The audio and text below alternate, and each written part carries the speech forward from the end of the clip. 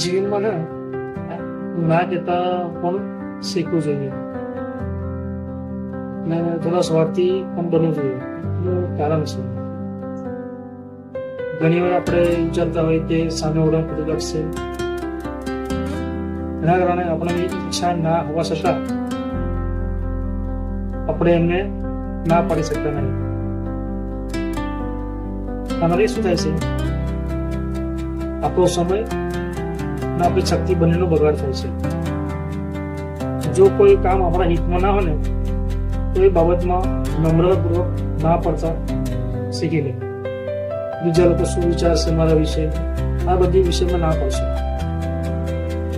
બનશે શું, પોતાના સપનાઓ સાથે સમજૂતી ના કરશો કોઈ દિવસે.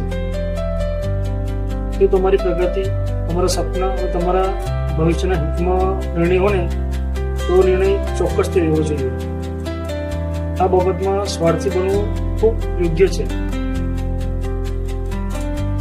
અને હું તો કહીશ, આ બાબતે સ્વાર્થી નહીં પણ પોઝિટિવ રીતે વિચારેલો એક નિર્ણય છે. માટે લોકો શું કહેશે એ વિચારમાં પડ્યા કરતા પોતાના હિતમાં નિર્ણય લો.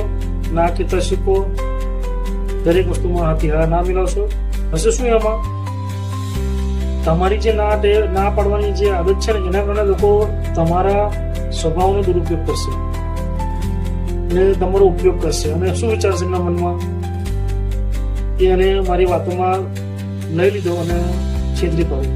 પણ વાસ્તવમાં કોઈ હોતું નહીં. આપણને બધી જ ખબર પડતી હોય છે અને આપણા મૂળપણનો મિસયુઝ થતો હોય. માટે થોડા સ્વાર્થી બનતા પણ શીખી લે. જીવનમાં ને ના કહેતા પણ શીખવું જોઈએ